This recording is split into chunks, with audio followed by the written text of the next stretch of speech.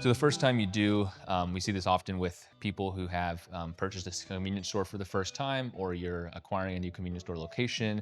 The best thing to do is making sure that if you are going to track on hand, you have everything that is supposed to be in your system or in your point of sale system in the store. So one thing we do when we come in and help people with their first time counts is help them create that baseline. So you can help set up your point of sale system, make sure that the items in your store all are barcoded and in your point of sale system, so that when customers are bringing up those items to the register and scan a product, it's actually being populated with a price.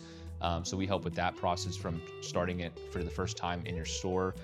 We also help with actually doing the physical inventory. So when you're starting a new convenience store location, you want to make sure that you understand the departments that you are breaking out for each type of item in your store, how your margin and your cost applies, their cost value and your margin applies to those departments, and making sure that's accurately reflecting in your point of sale system, so that when an item's sold, you know what the profit is from that item.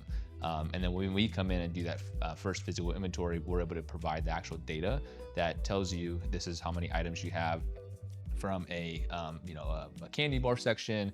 This is how many items you have in your beverages. This is the trends of your stock in your beverages. These vendors are bringing in the right items.